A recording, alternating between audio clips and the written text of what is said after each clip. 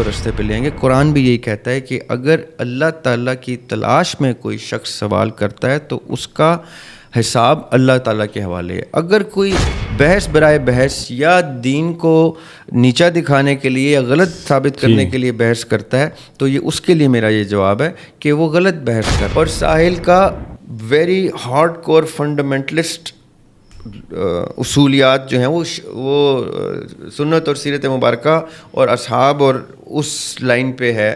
میں اہل تصوف کو اپنا جو اہل تصوف ناٹ اسپریچولیٹی والے سلسلے اہل تصوف کو میں زیادہ مجھے زیادہ اپیل کرتے ہوں.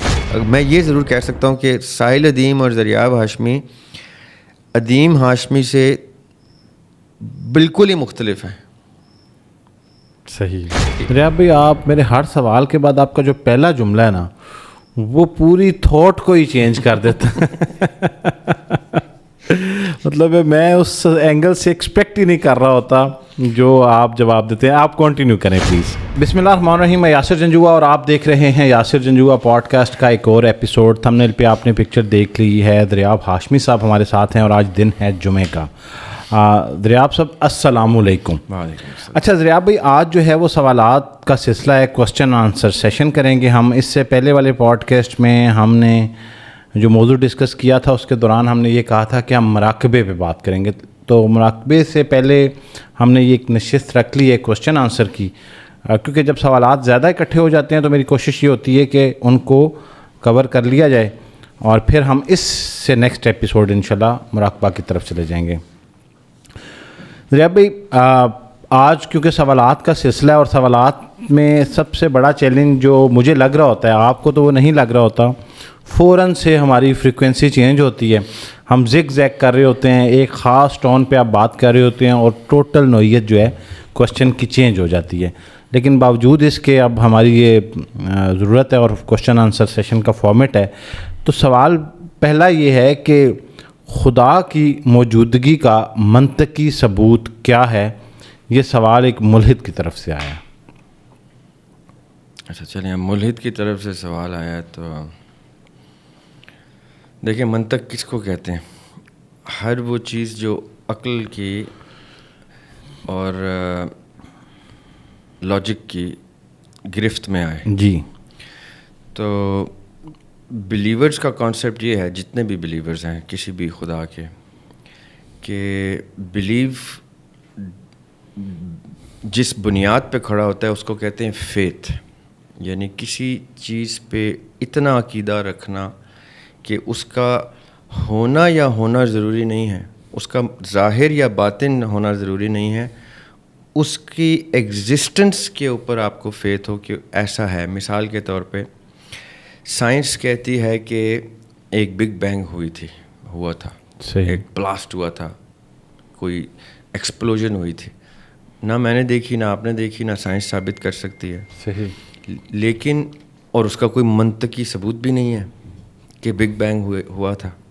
صحیح. جتنے بھی سائنس کے, میں ملحد کی بات نہیں کر رہا, سائنس والے بلیورز ہوتے ہیں. سائنس اٹ سیلف جو ہے نا بلیف کا نام ہے. صحیح. جو سائنٹسٹ جتنے بھی گزرے ہیں, اسی لیے زیادہ تر جتنے بڑے نام ہیں وہ بلیورز کے ہیں. جو سب سے جس کو فادر آف سائنس کہا جا سکتا ہے وہ آئنسٹائن کو ہی کہا جا سکتا ہے. وہ جوئش تھے, وہ باقاعدہ خدا کے ماننے والے تھے اور بائبل کے ماننے والے تھے, موسیٰ علیہ السلام کے ماننے والے تھے. اسی لیے جب ہٹلر نے جوئش کو قتل کرنا شروع کیا تھا تو سب سے پہلے آئنسٹائن کو سب سے پہلے انہوں نے پڑھے لکھی لاٹ کو مارنے کی اسکیم بنائی تھی. تو آئنسٹائن بھاگ گیا تھا وہاں سے اور امریکہ نے ان کو سیاسی پناہ دی تھی. باقی کی زندگی امریکہ میں گزاری تھی آئنسٹائن. صحیح. اگر آئنسٹائن جوئش نہ ہوتے تو ان کو بھاگنے کی ضرورت نہ پڑتی. صحیح. ہٹلر جوئش کو ہی مار رہا تھا. تو آئنسٹائن کا جوئش ہونا سائنس کے دنیا کے سب سے بڑا نام بننے کے بعد, اپنے وقت کا سب سے بڑا نام, اور آج بھی سب سے زیادہ آئنسٹائن کا ذکر ہوتا ہے. سائنس کا سب سے بڑا ماننے والا بلیور ہے. اس لیے میں سائنس کو بلیورز کا سبجیکٹ کہتا ہوں. ٹھیک ہے. اور اگر سائنس کے اسٹوڈنٹس جو ہیں نا وہ سائنس کے تقاضوں پہ خدا کو ڈھونڈنے کی کوشش کرتے بھی ہیں تو اس لیے کیونکہ وہ کسی نہ کسی خدا کے ہونے یا نہ ہونے کو بحث میں لاتے ہیں. تو جب یہ بحث ہونا کہ خدا نہیں ہے تب بھی پہلے ہمیں ٹیبل پہ ایک کانسیپٹ آف گاڈ رکھنا پڑے گا ٹو ڈیفائی اٹ. صحیح. If we want to defy the existence of God, we have to first place the concept of God on our table, and the apparatus of a laboratory کہ ہم نے یہ ثابت کرنا ہے کہ خدا نہیں ہے. نعوذ باللہ اگر یہ ثابت بھی کرنا ہے تو پہلے ہمیں وہ مفروضہ اسٹیبلش کرنا پڑے گا کہ بلیورس کا خدا کیا ہوتا ہے, اس کی ڈسکرپشن دیکھنی پڑے گی. منطق ہوتا ہے کہ عقل جس کو اپنے سوال کرنے سے جواب کے لانے تک اپنے تقاضوں کو ملحوظ رکھے کہ عقل کا تسلیم کرنا ہے. ضروری نہیں ہے کہ وہ 5 سینسز میں ہو, جیسے میں بگ بینگ کی اگزامپل دے رہا ہوں آپ کو, یا جیسے سائنس ابھی بھی انسان کے جسم کو یا ڈی این اے کو ایکسپلور کرتی ہے تو اس میں کتنی ہی چیزوں پہ استدلال ایسے کرتی ہے جو بیسکلی خیالی تصوراتی فلسفانہ چیزیں ہیں جو ابھی تک انسان پریکٹیکلی نہیں دیکھ سکا. تو اب میں کیوں یہ ساری باتیں کر رہا ہوں, تاکہ ہمارے سائنس کے اسٹوڈنٹس بھی اس چیز کو سمجھ جائیں اور ریلیجن کے اسٹوڈنٹس بھی اس چیز کو سمجھ جائیں. بلیورز کہتے ہی ان کو ہیں جو کسی غیب پہ یقین رکھتے ہیں. الذین یؤمنون بالغیب, کہ ایمان وہ لاتا ہے جس کو اگر جس نے دیکھے ہوئے خدا پہ ایمان لایا وہ بلیور نہیں ہے.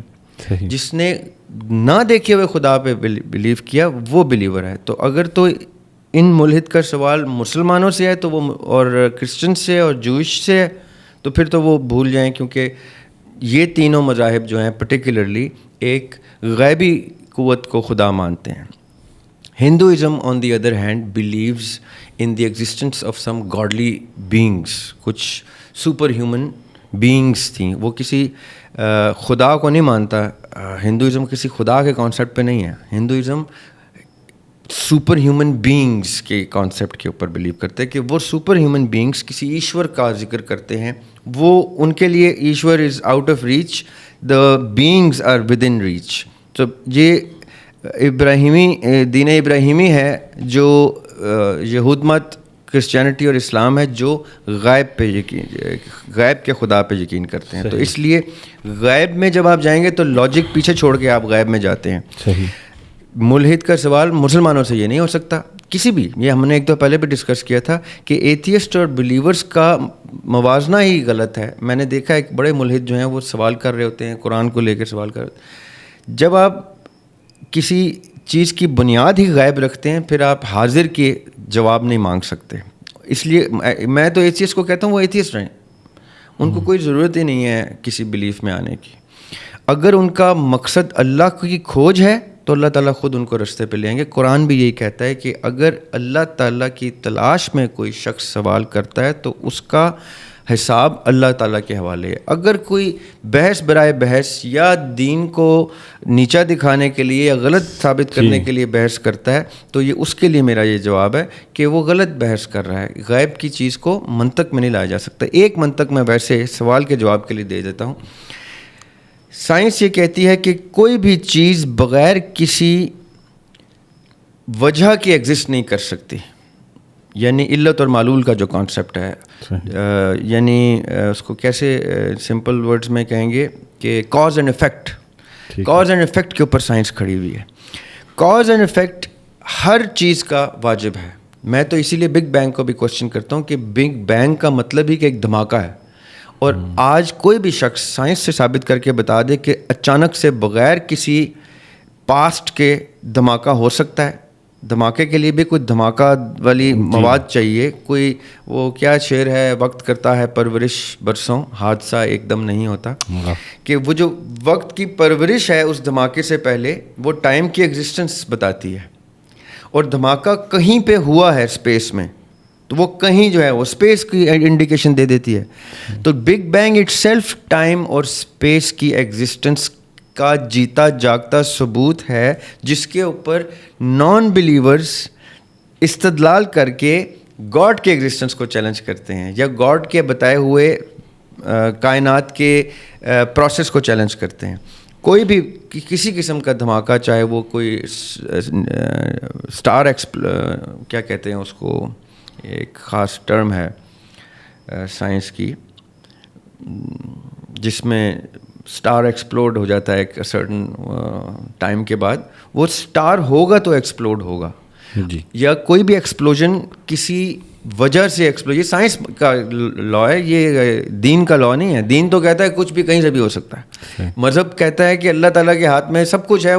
وہ جب مریم علیہ السلام کے سامنے آتے ہیں, فرشتہ آتا ہے اللہ تعالیٰ کا بھیجا ہوا, اور وہ کہتا ہے کہ آپ نے عیسیٰ علیہ السلام کی ولادت آپ کے تھرو ہوگی, تو مریم علیہ السلام کہتے ہیں کیسے ہو سکتا ہے؟ تو فرشتے نے یہ کہا تھا کہ اللہ تعالیٰ کے لیے کوئی مسئلہ نہیں ہے, اللہ تعالیٰ کن فیکون کرتے ہیں, وہ چیز ہو جاتی. یہ تو بلیورز کہتے ہیں کہ out of thin air something can occur.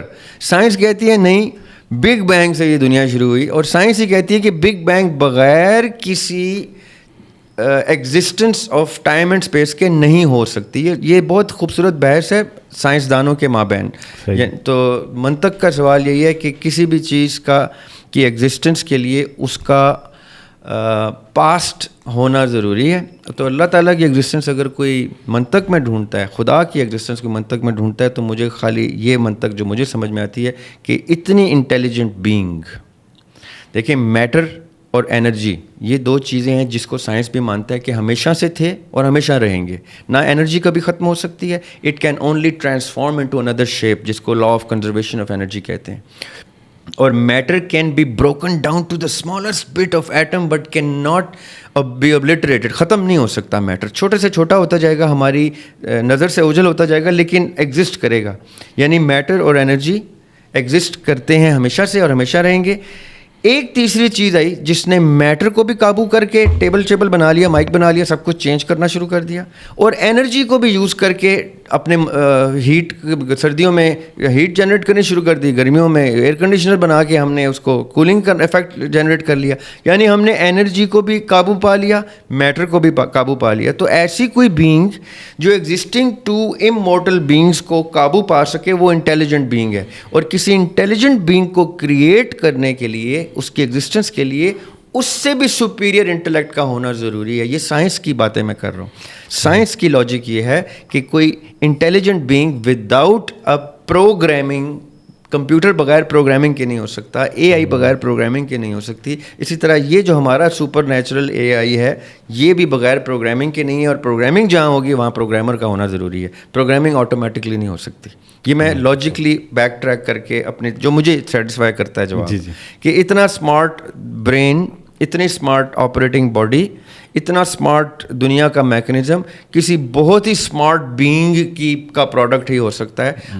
Automatically out of nowhere intelligence نہیں آ سکتی. میٹر تو آ سکتا ہے, انرجی تو آ سکتی ہے, انٹیلیجنس نہیں آ سکتی. وہ اس لیے میں یہ لاجکلی اس کا یہ جواب دے سکتا ہوں کہ any intelligent being is a product of a for more intelligent being, otherwise it کی ناٹ.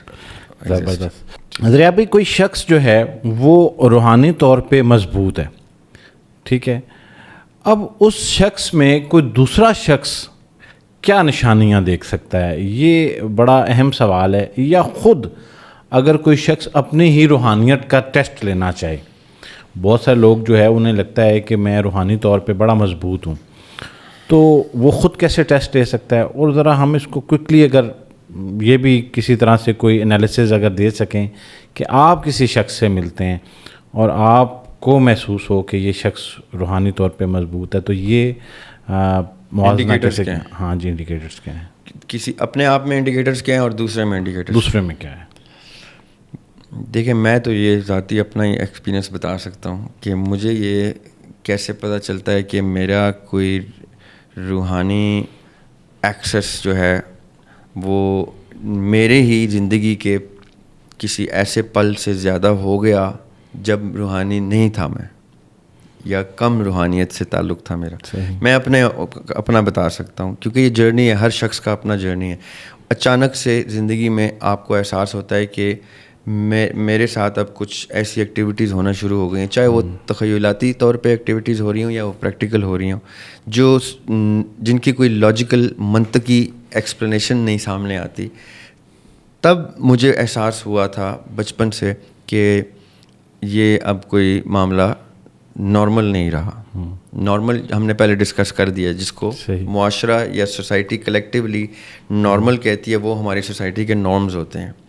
اگر کوئی چیز اس سے ہٹ کے ہوگی تو اس کو ہم اب نارمل کہہ دیں گے, یا اس کو نارم, اس کو اجازت نہیں دے گا. اسی لیے ہم اسکیزوفرینیا, اسپلٹ پرسنالٹی اور ان کو ڈس آرڈر کہتے ہیں, کیونکہ ایک معاشرہ کلیکٹیولی ایک آرڈر جنریٹ کرتا ہے. جس آرڈر میں ہلکا سا بھی کوئی خلل ڈالے گا تو اس کو فساد کی ڈیفینیشن میں ڈالا جاتا ہے کہ یہ معاشرے میں فساد جنریٹ کر رہا ہے. اس لیے پھر معاشرہ, اس کے جو لا انفورسمنٹ ایجنسیز ہیں, اس کو غیر قانونی حرکت کہہ کے اس کے اوپر قانونی حدود لے آتی ہیں, لاگو کرتے ہیں. رائٹ. ڈاکٹرز بھی میڈیکل سائنس میں ایک نارمل جنریٹ کرتے ہیں کہ اگر کسی کی نبض زیادہ تیز چل رہی ہے تو اس کو وہ فیور کا نام دے کے, بخار کہہ کے کہتے ہیں کہ یہ نارمل سے زیادہ ٹیمپریچر ہو گیا آپ کا, یا آپ کی نبض زیادہ ہو گئی, اس لیے ہم دوا دے کے اس کو نارمل میں لے کے آئیں گے. تو یہ نارمل جو ہے کلیکٹیولی باشعور لوگ متعین کرتے ہیں معاشرے میں, چاہے وہ معاشرتی اصولیات ہوں, چاہے وہ مذہبی اصولیات ہوں, چاہے وہ سماجی یا جسمانی میڈیکل. وہ ایک کانسٹنٹ چلا آتا ہے. جو آج نارمل ہے, آج سے 100 سال پہلے وہ نارمل نہیں تھا. صحیح. پھر اس سے پیچھے جائیں تو وہ بھی نارمل نہیں تھا. اس طرح کی جو ہم گفتگو کرتے ہیں, ایسی گفتگو کرنے والوں کو سن 1700 اور 1800 میں ویسٹ میں وچ کہہ کے جلا دیا جاتا تھا. To be burned at dawn because he is a witch, because he talks about these sort of things. جو ایسی گفتگو کرتا تھا نا, جو یہ کہتا تھا نا کہ لوہا ہوا میں اڑے گا, اس کو بھی وچ کہہ کے جلا دیتے تھے. بعد میں انہوں نے اڑایا لوہا جہاز کہہ کے. رائٹ. سو یہ معاشرہ اپنی نارمیلٹیز وقت کے ساتھ ساتھ ری وزٹ کرتا ہے, ریوائز کرتا ہے, ری اسٹیبلش کر کے ایک نیا نارمل جنریٹ کرتا ہے. جیسے اب یہ LGBT کو ہمارا نارمل بنانا چاہ رہے ہیں. ہاں جی. یہ نارمز آف دا سوسائٹی میں اس کو ایڈ کرنا چاہ رہے ہیں کہ ہم کہیں خیر ہے ہمارے گھر میں بھی ایک LGBT ہے, یا آپ کے گھر میں بھی ایک LGBT کا کیس ہے, یہ اتنا کامن کر دیں کہ ہم اس کو نارمل کا حصہ بنا لیں. ٹھیک ہے. یہ میں آپ کو کیوں کہہ رہا ہوں, یہ جو نارمل ہوتا ہے یہ سوسائٹی کا ہوتا ہے, اور ایک ہوتا ہے انڈیویجول نارمل. مثال کے طور پہ آپ کے گھر کے اصول میرے گھر کے اصول سے مختلف ہو سکتے ہیں. آپ کے بچے کسی اور چیز کو لمٹ رکھ سکتے ہیں, میرے بچے شاید کسی اور چیز کو. اسی لیے ان لوگوں کی کمپنی دوستی زیادہ بنتی ہے جن کی ویلیوز کامن ہوتی ہیں, کیونکہ ان کے گھروں میں بچوں کی پرورش بھی انہی ویلیوز پہ چل رہی ہوتی ہے. ان کا سیاہ سفید کامن ہوتا ہے, تب دوستی اور معیار ملنا شروع ہوتا ہے. اسی لیے ہمارے کتنے ہی جن کو ہم چاہتے بھی ہیں کہ یار ہماری اس سے دوستی ہو جائے, جب ہم اس سے اٹھنا بیٹھنا شروع کرتے ہیں ہم کہتے ہیں نہیں یار ہماری ویلیوز میٹ نہیں کرتی. یا تو میرے باپ نے جو پرورش کی وہ اس کے باپ کی دی ہوئی پرورش سے مختلف نکلی, یا میں جو اپنے بچوں کی پرورش کر رہا ہوں وہ اور میرے دوست کی اور اس کی مختلف ہو گئی ہے. پھر آہستہ آہستہ ہم ایک دوسرے سے دور ہوتے ہیں, کیونکہ یا ہم کہتے ہیں ہمارے بچے اس کے بچے سے نہ ملیں, یا پڑوسی کے بچے. کیوں؟ کیونکہ اس کے گھر کا ایک اپنا نارمل بھی ہے. جیسے ہمارے وہ نارمل میچ نہیں ہوتے تو ہماری پھر آپس میں ایک دوسرے سے انٹریکشن دور ہو جاتی. جیسے میچ ہوتے ہیں انٹریکشن قریب ہو جاتی. اسی طرح ابھی ہو گیا گھر کا نارمل. اب میں نیچے آتا جا رہا ہوں. اور ایک ہوتا ہے انسان کا نارمل, کہ میں صبح اٹھتا ہوں, یہ کرتا ہوں, ایسے کھاتا ہوں پیتا ہوں, ناشتہ کرتا ہوں, یہ کام کرتا ہوں, اور یہ کرتے کرتے مجھے اتنے سال ہو گئے. اس سے پہلے میں یہ پڑھتا تھا. ایک ایج ہوتی ہے یاسر بھائی بچپن سے بڑے ہوتے ہوئے, جب آپ کہتے ہیں کہ میری نارمل ڈے ایکٹیویٹیز سے کوئی چیز اب نارمل ہو گئی ہے. مثال کے طور پہ ہم نے آف دا کیمرہ ایک دو ڈسکشن کی تھی, کیمرے پہ ٹرائی کی تھی تو وہ نہیں ہو سکی تھی. اس کا ایک رنگ کوشش کرتے ہیں کہ میں جب چھوٹا سا تھا تو میرے ساتھ ایک حادثہ ہوا تھا, 3-4 سال کا تھا میں. ٹھیک ہے. اس حادثے میں بیمار ہو گیا تھا, اور پھر اس بیماری کے علاج میں مجھے کچھ اسپریچول ایکٹیویٹیز کرنی تھیں. اسپریچول ایکٹیویٹیز, روحانی نہیں, اسپریچول ایکٹیویٹیز. ٹھیک ہے. اور وہ اسپریچول ایکٹیویٹیز کرنے کے بعد مجھے احساس ہوا کہ اب میرا نارمل اور میرے کلاس کے بچوں کا نارمل ڈفرینٹ ہو گیا ہے. صحیح. ٹھیک ہے. اور ظاہر ہے وہ 7-8 دن میں بیمار رہا تھا اور عالم مدہوشی میں تھا. اس سے جب میں باہر آیا یاسر بھائی تو میں نارمل نہیں رہا. میں اس 3 سال سے پہلے کے ذریعاب کو نہیں جانتا. وہ 3 سال کی عمر کے پہلے سے ذریعاب کو مجھے نہیں یاد. مجھے وہ 3 سال کی عمر کے بعد کا ذریعاب یاد ہے. اب وہ جو ذریعاب ہے نا 3 سال کے بعد کا, جو حادثے سے گزرا اور پھر اس کی ٹریٹمنٹ سے گزرا, اس کی نیو نارمل نے بتایا کہ یہ اس کے ساتھ کوئی اسپریچول ایکٹیویٹی ہو گئی ہے اور کوئی روحانیت کا اسپیکٹ ایکٹیویٹ ہو گیا ہے. اب میں روحانیت کو اپنا نارمل بنا چکا ہوں. اب میرے ساتھ میرا بھائی جو ہے, یا دونوں بھائی یا میری بہن, وہ آپس میں بیٹھے ہوئے بتا دیتے ہیں کہ یہ نارمل نہیں ہے, یہ ہمارے جیسا نہیں ہے.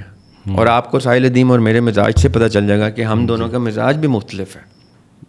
ہم ایک ہی سوال آپ ساحل ادیم سے پوچھیں یا مجھ سے پوچھیں تو ہمارے جواب بھی مختلف ہیں. بالکل. بلکہ آپ نے ایک سوال یہ بھی کیا تھا کہ دریاب ہاشمی اور ساحل ادیم کے عقائد کا میں آپس میں اختلاف یا مختلف. ہاں جی بالکل.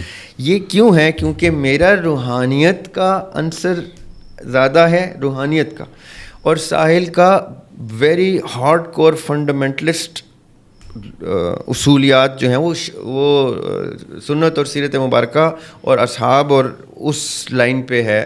میں اہل تصوف کو اپنا, جو اہل تصوف ناٹ اسپریچولیٹی والے سلسلے, اہل تصوف کو میں زیادہ, مجھے زیادہ اپیل کرتے ہیں. مجھے ان کی تفسیر زیادہ اپیل کرے گی. ساحل کو مودودی صاحب کی تفسیر اپیل کرے گی, مجھے شاہ ولی اللہ کی تفسیر اپیل کرے گی. ساحل کو شاید میں تو نام بھی نہیں لے سکتا, کچھ نام بین ہو چکے ہیں جن سے وہ پڑھا ہے اور جن کا رجحان ہے. وہ کچھ ایسے لوگ ہیں جن کو آپ یوٹیوب پہ جن کا نام بھی نہیں چلا سکتے, ان کا رجحان اس طرف ہے.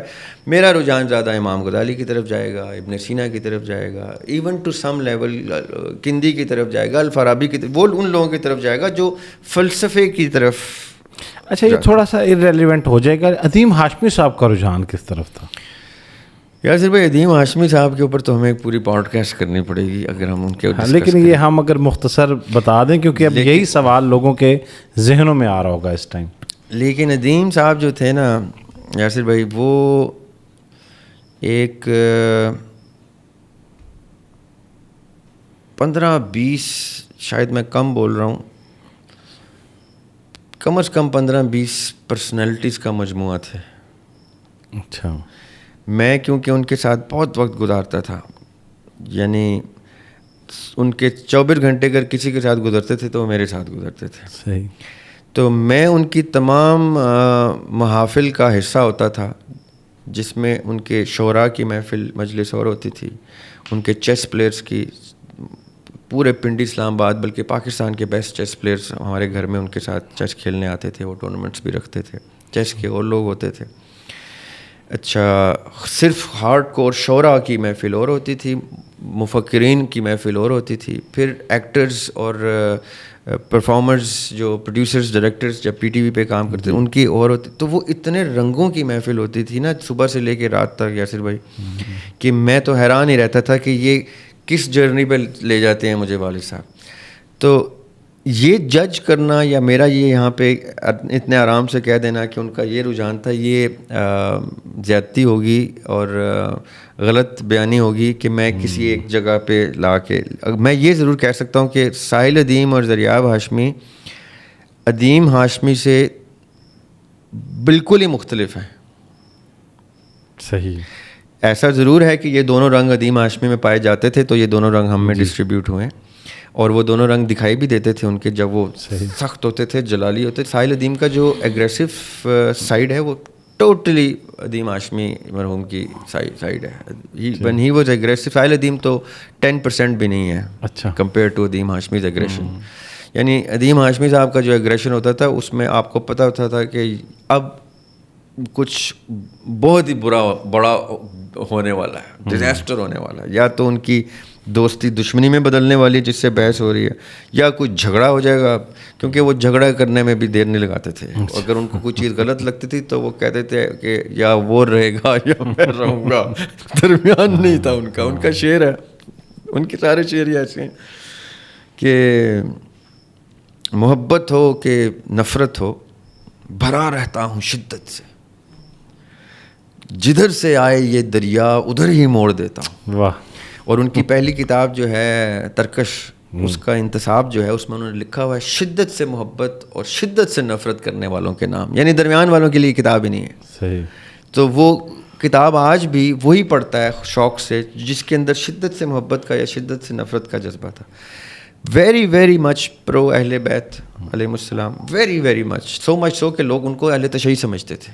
وہ اہل تشیع نہیں تھے, نہ وہ اہل سنت تھے. وہ اپنے آپ کو کبھی بھی کسی فرقے یا مسلک میں قید, وہ کسی قید میں رہ ہی نہیں سکتے تھے. He was a very free man. You can not call him a سنی. لیکن عقائد میں رجحان ادھر تھا.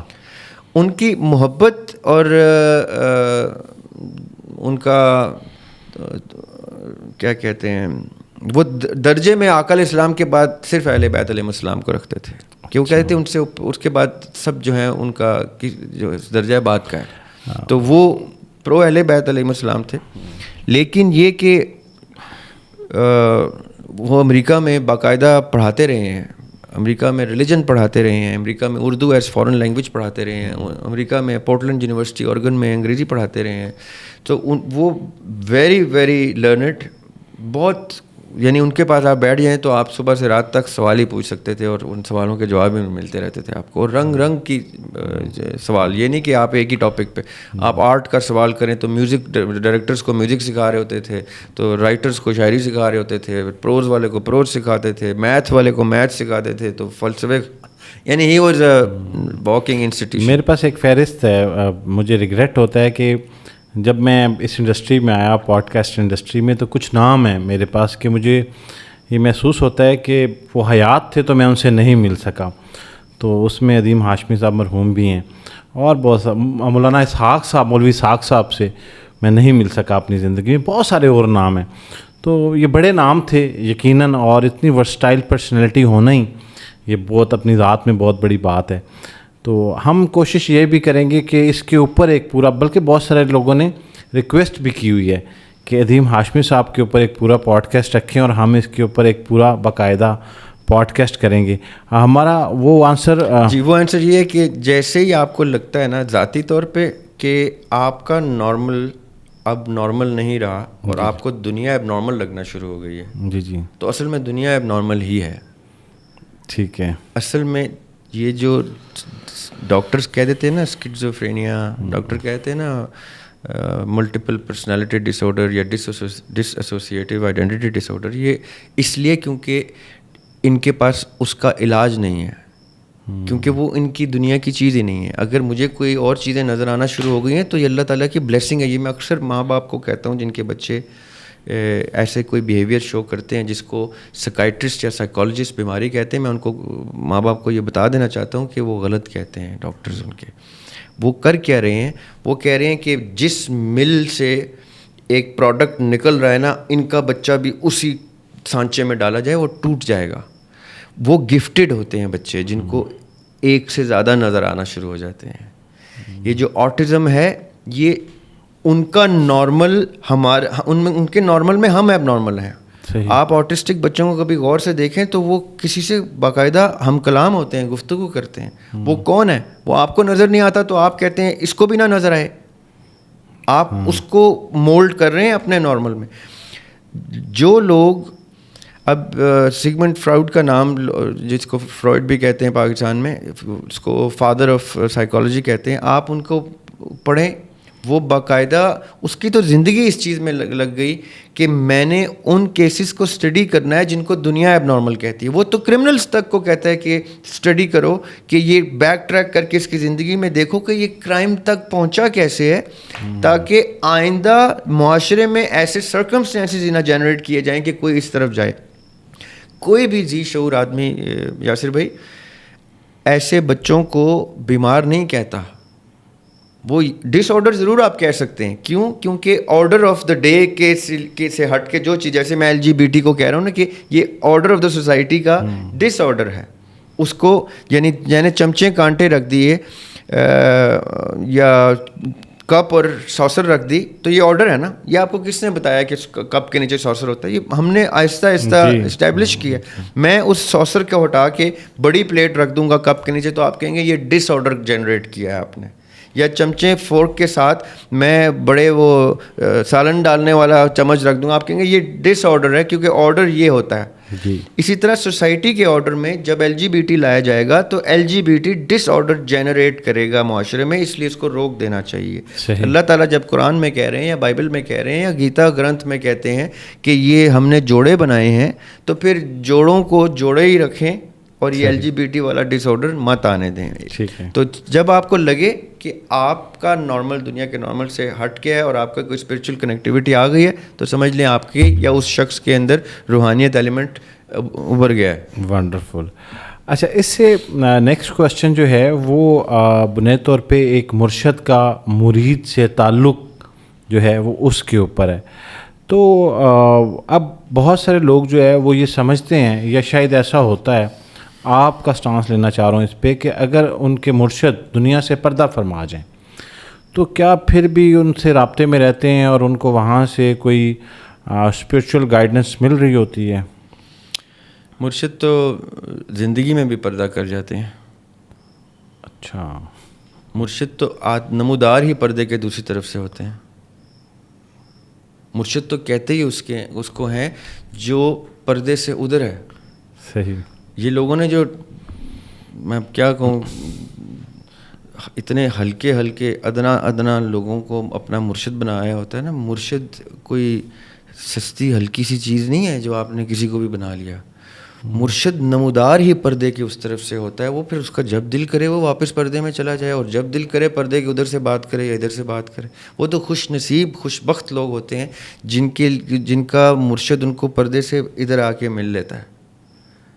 ورنہ میرے جیسوں کو تو پردے کے ادھر سے بھی مل لے تو اپنے آپ کو بہت خوش نصیب سمجھ لے گا.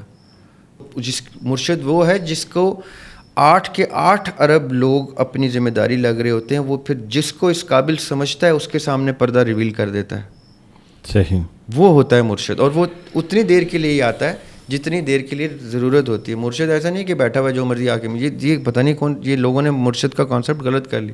مرشد یا تو اس کو مرشد نہ بولیں, کوئی اور ورڈ بول لیں, یعنی مینٹور بولیں. اچھا ہے, انگریزی کا لفظ ہے, کتنی زیادہ عزت بھی نہیں کا نام دے دیں. استاد از ڈفرینٹ. اچھا, استاد اور ہے, مرشد اس میں بھی ویسے آپ کا نظریہ ڈفرینٹ ہے نا. جی. استاد تو دیکھیں, پلے گروپ میں آپ بچے کو ڈال دیں نا تو اس کو ایک استاد اپوائنٹ ہو جائے گا. جی. آپ اس کو 5 منٹ بیٹھیں, آپ کہیں گے پتہ نہیں کہاں سے استاد ہے. ہاں جی.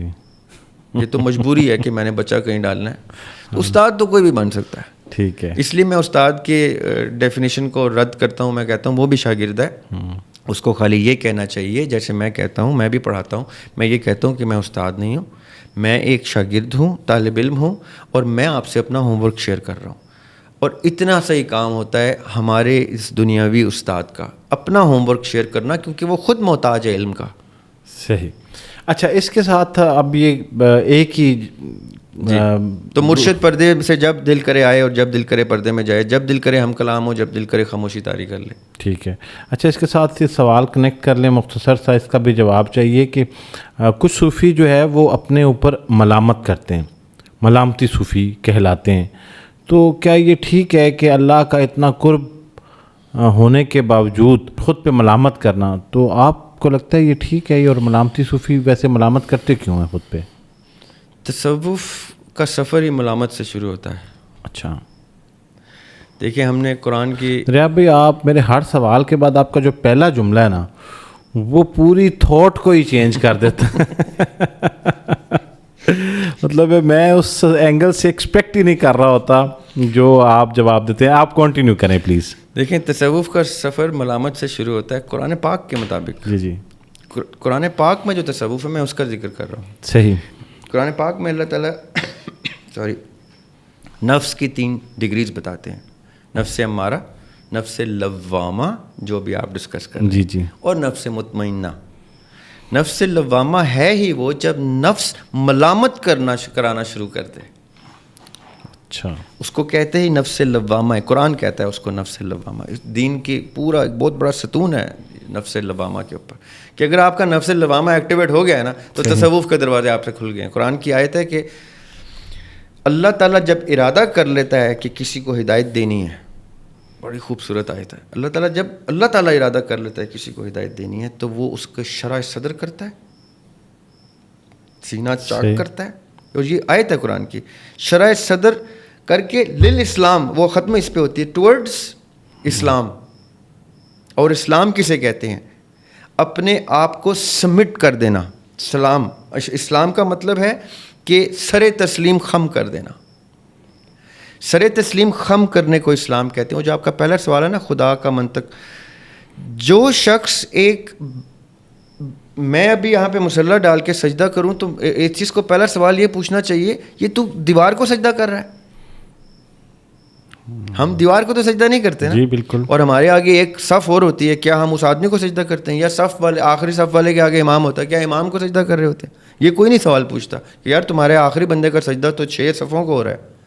نہیں، اس کے آگے ایک تصور ہے خدا کا جس کے آگے سر تسلیم خم ہو رہا ہے. اور سر تسلیم خم کب ہوتا ہے؟ جب شرح صدر ہوتی ہے، یہ قرآن کہہ رہا ہے. اور شرح صدر کب ہوتی ہے؟ جب اللہ تعالیٰ ارادہ کرتے ہیں کہ میں نے اس کو ہدایت دینی ہے. اب یہ جو ہدایت کا سفر اللہ کے ارادے سے ہوتا ہے، یہ نفس امارہ سے پہلی سٹیج سے دوسری پہ آنا. نفس امارہ وہ ہے جو کسی طرف بھی لے جائے، آپ کو گناہ کی طرف بھی لے جائے. یہ وہ جن ہے، شیطان ہے، نفس امارہ جو. اس کو جب آپ مسلمان کرنا شروع کرتے ہیں نا تو یہ نفس لوامہ میں آ جاتا ہے. تو اب آ جاتے ہیں ملامتی صوفی پہ. ٹھیک ہے. تصوف میں ملامت کا مطلب ہی اور ہے. ملامت کا مطلب ہے یاسر بھائی کہ مجھے اس گھڑی سے افسوس ہونا شروع ہو جائے، اس پل سے افسوس ہو، ملامت ہونا شروع ہو جائے جس پل میں اپنے محبوب کے علاوہ کسی کو یاد بھی کر گیا.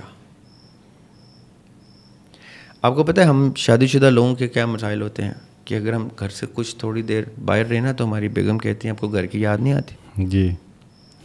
وہ ملامت دلا رہی ہوتی ہے آپ کو. ہاں جی. کہ how can you stay away from your beloved.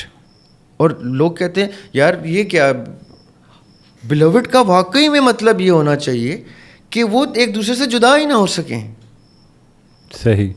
تو ملامت صوفی کو بھی یہ ہوتی ہے کیونکہ صوفی کا بلاوڈ لارڈ ہوتا ہے. اس کو یہ ملامت ہوتی ہے کہ میں سو کیسے گیا،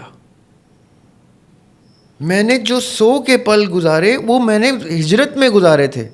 یہ دنیا میں ہمارا آنا ہجرت ہے. ہجرت میں میں نیند بھی انجوائے کروں تو ملامت ہو، میں خوراک بھی انجوائے کروں تو ملامت ہو، میں موسم انجوائے کروں تو ملامت ہو. کبھی آپ نے سنا ہے انبیاء تفریح مقام پہ گئے ہوئے، نعوذ باللہ استغفر اللہ، کہ 3 مہینے سال کے وہ تفریح کے لیے جاتے تھے؟ ان کو کیا دے شوڈ ہیو، ہمارے ہم تو کہتے ہیں ہم تو 28-29 ڈیز نوکری میں واجب ہوتے ہیں. یہ لیبر لا ہے. اگر کوئی ادارہ آپ کو 29 یا 27 دن یعنی ایک ورکنگ منتھ چھٹی کا نہیں دیتا تو اس پہ آپ کیس کر سکتے ہیں. بالکل. یعنی ادارے کو سرو کرنے میں 1 مہینے کی 12 مہینوں میں آپ کو تفریح مقام پہ جانے کی گنجائش ہے.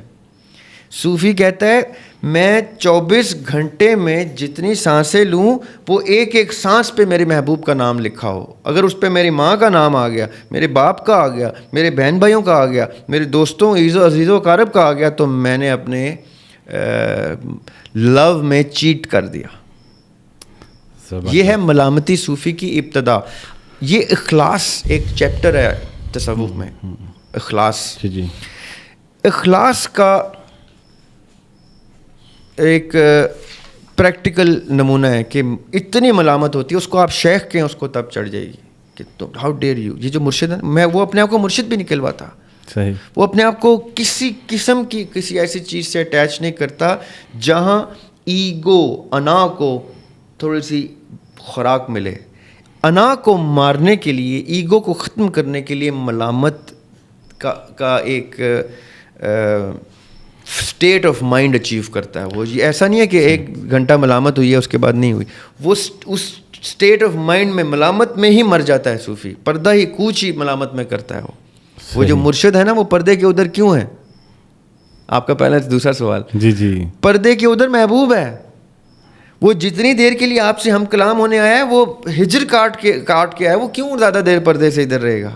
اس کا تو بس چلے وہ آپ سے بھی نہ ملنے آئے، وہ اسی کی محبت میں آپ سے ملنے آتا ہے کہ اس کا بندہ ہے، یہ میرے محبوب کا عبد ہے، میں اس کے پاس جا کے اس کو رستہ دکھا دوں. طریقت میں تربیت کی منازل کی پہلی سیڑھی کیا ہوتی ہے؟ طریقت میں تربیت کی منازل کی پہلی سیڑھی کیا ہوتی ہے؟ اب کی طریقت میں یہ سمجھ رہا ہوں کہ کسی بھی چیز کی طریقت، تصوف میں جو طریقہ، کسی بھی چیز، لیٹ سے ایجوکیشن میں، لیٹ سے نماز میں، دین میں، شریعت میں، تصوف میں، کسی بھی ڈسپلن، ڈسپلن سب سے پہلی چیز ڈسپلن، یعنی نظم.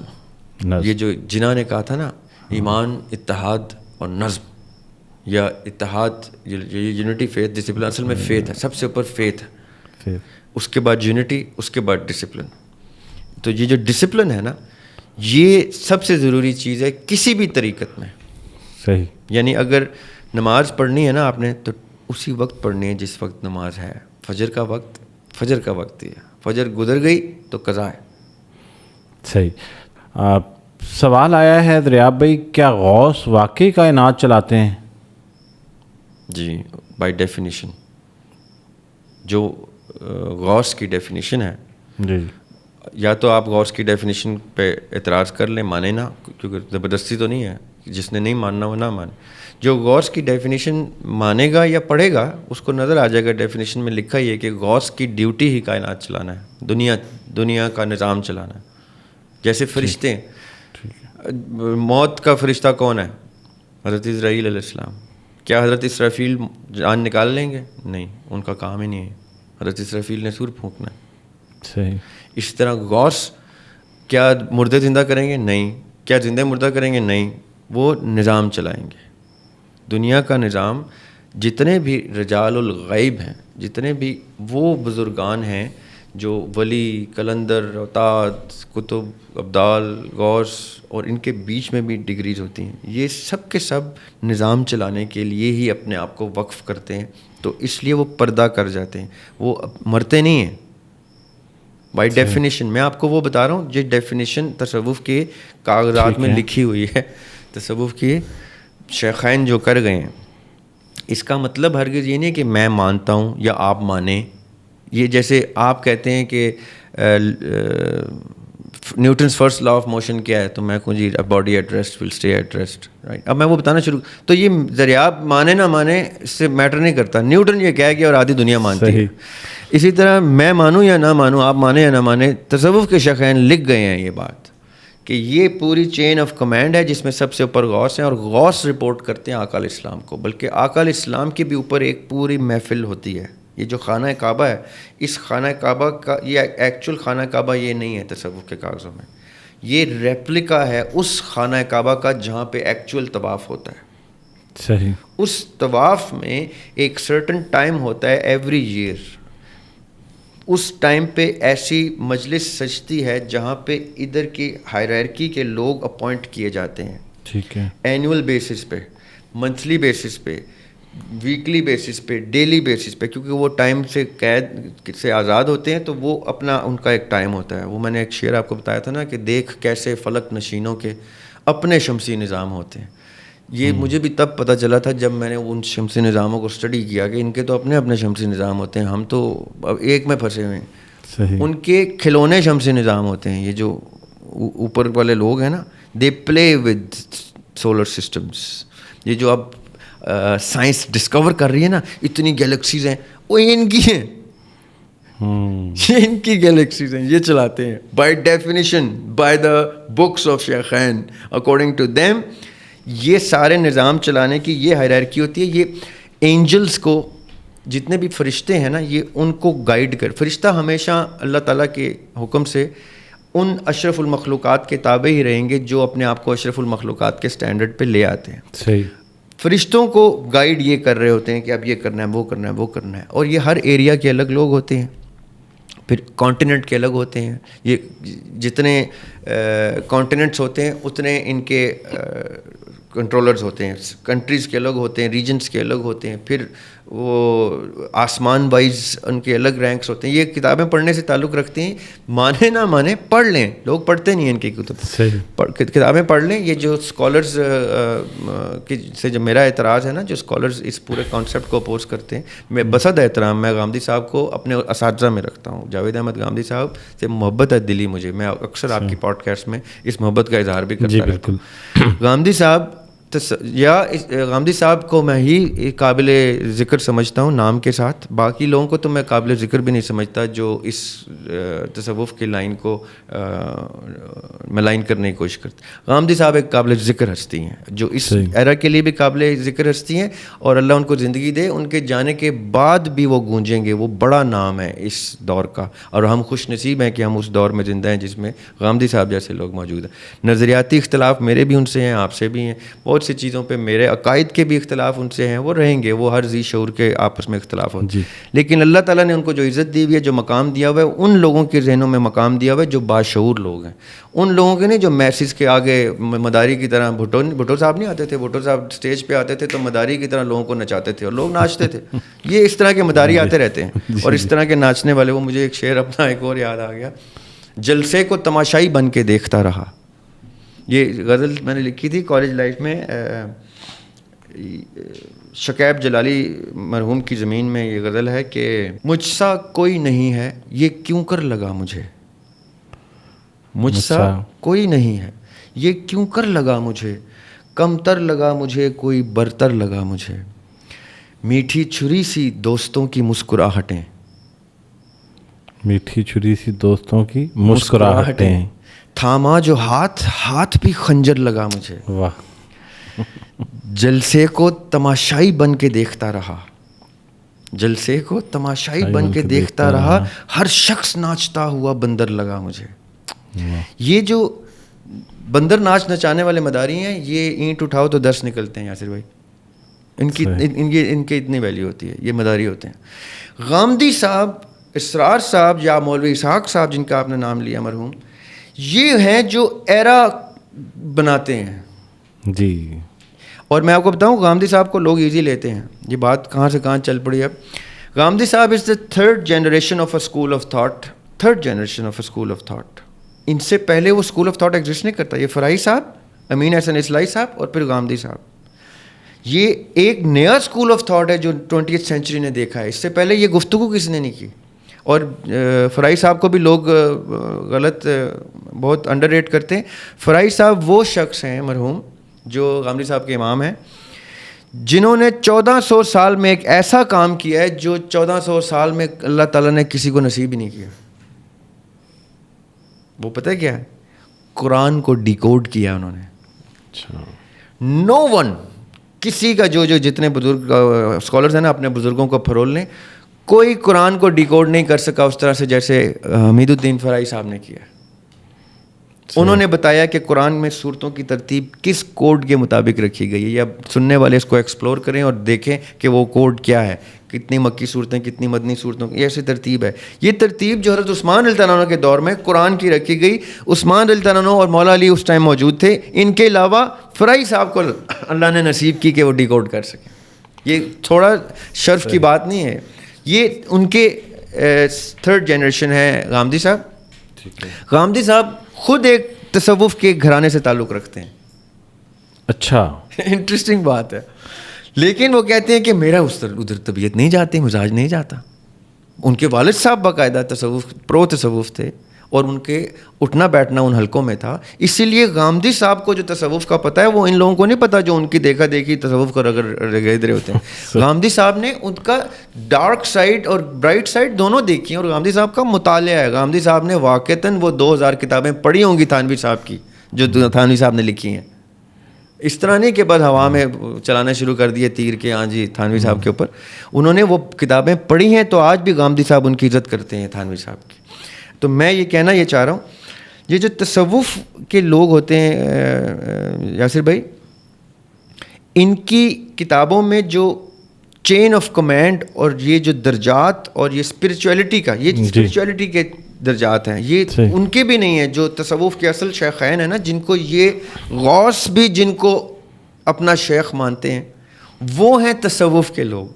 آپ سوچیں غوث کا شیخ کون ہے، غوث کا مرشد کون ہے. سلسلے تو ان سے شروع ہوتے ہیں غوث سے. جی. شیخ جن کو وہ مانتے ہیں وہ شیخ ابن عربی کو مانتے ہیں، شیخ احمد سرندی کو مانتے ہیں، وہ امام غزالی کو مانتے ہیں. وہ یہ 8th 9th سینچری کے یہ بڑے بڑے لوگ ہیں. تو ان کے آپ کے جو سوال ہیں وہ ان لوگوں کے بارے میں ہیں. ایک کوشچن ہے کہ نبی پاک صلی اللہ علیہ وآلہ وسلم کو خواب میں دیکھا جا سکتا ہے؟ اگر کوئی شخص نبی پاک صلی اللہ علیہ وآلہ وسلم کو خواب میں دیکھے تو اسے کیسے پتہ چلے کہ یہ واقعی نبی پاک صلی اللہ علیہ وآلہ وسلم کی زیارت ہے، اور کیا یہ خواب دوسروں کو بتا دینا چاہیے؟ اچھا، پہلی بات تو یہ کہ حدیث کے مطابق آقا علیہ الصلوۃ والسلام کی حدیث کے مطابق دیکھا جا سکتا ہے خواب میں. ٹھیک ہے. اور یہاں تک کہ حدیث یہ کہتی ہے کہ اگر کوئی شخص یہ کہے کہ اس نے مجھے خواب میں دیکھا ہے تو مان لینا، کیونکہ شیطان میرا روپ نہیں دھار سکتا. یہ پوری حدیث ہے. ٹھیک ہے. جس سے 2-3 باتیں آپ کے سوال کی ثابت ہوتی ہیں کہ خواب میں دیکھا بھی جا سکتا ہے. صحیح. اور ایسا نہیں ہے کہ آج کے لوگ ہی دیکھ رہے ہیں. جی طاہر القادری صاحب یا اور لوگ آج کے لوگ ہی نہیں دیکھ رہے، اصحاب بھی دیکھتے تھے. آقا علیہ الصلوۃ والسلام کے وصال کے بعد اصحاب کے خواب میں بھی آقا علیہ السلام آئے ہیں. ٹھیک ہے. اچھا، دوسری بات کہ دیکھا جا سکتا ہے، اور دوسری بات کیا کہ اگر کسی نے دیکھ لیا تو کیسے پتہ چلے کہ آقا السلام دیکھیں یہ. اور تیسرا یہ کہ بتانا چاہیے کہ نہیں. جس شخص کو اللہ تعالیٰ اور اللہ تعالیٰ کے نبی اس قابل سمجھتے ہیں اسی کے خواب میں آتے ہیں، ورنہ میرے اور آپ کی بس کی بات نہیں کہ ہم جب چاہیں دیکھیں. اگر اللہ تعالیٰ نے آپ کو چن لیا ہے تو آج ہی آپ کے خواب میں آ جائیں گے. اگر آقا علیہ السلام نے آپ کو اس قابل دیکھا ہے تو وہ آج ہی آپ کے خواب میں آ جائیں گے، جب بھی آ جائیں گے. یہ نہیں کہ میں کچھ کروں گا تو آئیں گے. وہ نیچرلی میں کسی ایسی روش پہ اللہ تعالیٰ مجھے ڈال دیں گے جس میں میں اس قابل ہو جاؤں کہ اللہ تعالیٰ کے محبوب ہستی میرے خواب میں آ جائیں. اور جب جس شخص کو اس قابل اللہ تعالیٰ کر دیں کہ آقا علیہ السلام اس کے خواب میں آئیں گے تو یقیناً اس کی کوئی نہ کوئی ادا ایسی ہے جس نے اس کو اس قابل کیا ہے. اور اس کو پھر احساس نہ ہو کہ خواب میں آقا ہی ہیں تو پھر اور کس کو احساس ہوگا؟ وہ اس قابل ہے کہ اس کو ان کی پریزنس فیل ہو جائے گی. تیسری چیز بتانا چاہیے کہ نہیں.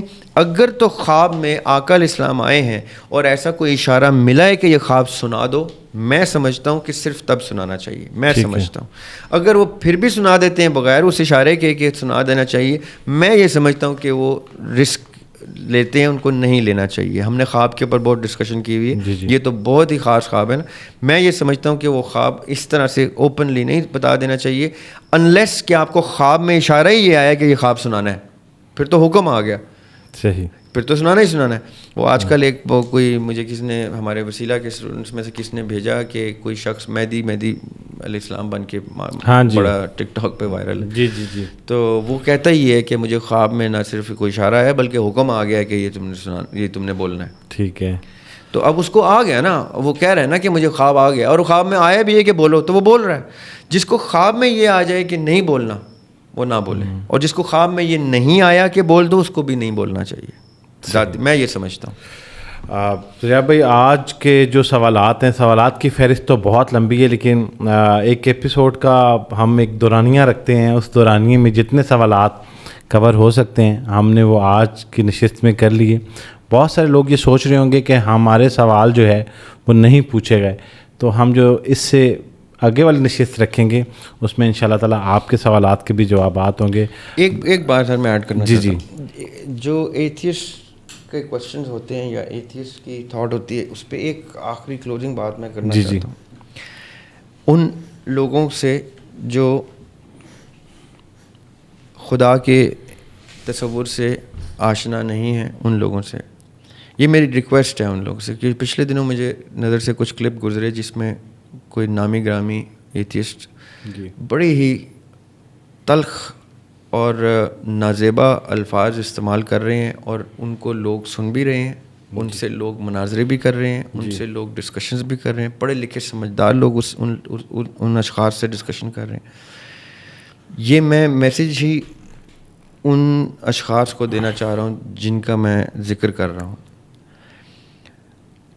اگر تو آپ یہ سمجھتے ہیں کہ آپ کی بدتمیزیاں اور آپ کی نازیبا الفاظ اور یہ بے لحاظ گفتگو میرے جیسے لوگ اور ایسے لوگ جو اپنے عقیدے کے اوپر اپنے بچے قربان کرنے کو تیار ہیں وہ نہیں سن رہے یا وہ خاموش ہیں اس پہ، تو وہ یہ مت سمجھیں کہ ہم صرف اس لیے خاموش ہیں کہ آپ کنونس نہیں ہو پا رہے. یقین کریں کسی بلیور کو کسی قسم کی کسی ایتھیسٹ کی ضرورت نہیں ہے. ایتھیسٹ جیے مرے، بھوکا مرے، پیاسا مرے، ایتھیسٹ مرے، جیسا مرضی مرے، وہ اس کی اس کی زندگی وہ اگلے جنم میں پتھر بن کے آئے یا درخت بن کے آئے, وہ پچھلے جنم میں اینٹ تھا یا گارا تھا, وہ جو سوچنا چاہتا ہے وہ سوچے. لیکن یہ میں باقاعدہ اعلان وارننگ دینا چاہ رہا ہوں ان لوگوں کو on behalf of my almighty, کہ میری نظر سے جب وہ کلپ گزرتے ہیں تو میں یہ اس انتظار میں رہتا ہوں کہ وہ اور ان کے آنے والی نسلیں کتنے بری طریقے سے رسوا ہونے والی ہیں, ان کے ساتھ کیا کیا برا ہونے والا ہے. جب میرے ذہن میں ایسا تصور آ جاتا ہے تو یہ سمجھ لیں کہ جو ہمارے بلیورز کے ہاں بد دعا کا کانسیپٹ ہے نا, بد دعا کا, وہ یہ نہیں ہے کہ میں منہ سے ہی کوئی بد دعا دوں گا. جی, بلیورز کے ہاں بد دعا کا کانسیپٹ یہ ہے کہ اگر میرا دل دکھ گیا ہے کسی ایسی بات پہ جو میرے عقیدے کا حصہ ہے, چاہے میرے پروفٹ صلی اللہ علیہ وسلم کا دل کے بارے میں کوئی بات کر کے میرا دل دکھایا کسی نے, یا میرے محبوب میرے رب کے بارے میں کسی نے بات کر کے میرا دل دکھایا ہے, تو وہ آہ جو ہے وہ نکل گئی ہے, وہ میرے نہ چاہتے ہوئے انوالنٹری نکلی ہے. اور میں آپ 2-3 اشخاص کو اعلان بتا رہا ہوں کہ یہ اپنے زبان کو لگام دینا شروع کر دیں. جی, سمجھنے کے لیے, تلاش کے لیے آپ ڈھونڈیں رب کو, میں بھی ڈھونڈ رہا ہوں. ایسا نہیں ہے کہ مجھے رب مل گیا, یہ تو مجھے محبت اتنی ہے کہ مجھے یقین ہے کہ مجھے میرا رب مل جائے گا. مجھے تو محبت ہو گئی. آپ اگر رب کو محبت سے ڈھونڈیں گے تو آپ کو وہ محبت سے مل جائے گا. اگر آپ اس طرح کے نازیبا الفاظ استعمال کریں گے اور اس طرح سے آپ ہماری دینی کتب اور ہماری دینی ہستیوں کے بارے میں اس طرح کی توہین آمیز گفتگو کریں گے, تو یہ میں بتا دوں کہ کوئی نہ کوئی فنیٹک انشاءاللہ کوئی نہ کوئی فنیٹک آپ کا سر پیش کر دے گا تشتری میں کسی مسلمان کو. یہ میں آپ کو پہلے بتا دوں, یہ محبت کا تقاضا ہوتا ہے. میرے محبوب کے بارے میں کوئی بولے, وہ شعر میں جو بھول گیا ہے, لیکن اس کا مفہوم یہ ہے کہ تو میرے محبوب کی طرف رخ تو کر کے دیکھ, پھر میں بتاؤں کہ محبت کا تقاضا کیا ہوتا ہے. تو وہ بچے ہوئے ہیں اس لیے کیونکہ ابھی تک ان کو کوئی فنیٹک ٹکرا نہیں ہے. ڈن ہو گیا جی. بہت شکریہ دریاب بھائی آپ کا, اور تمام دیکھنے والوں کا. سوالات کا سلسلہ جاری رہے گا.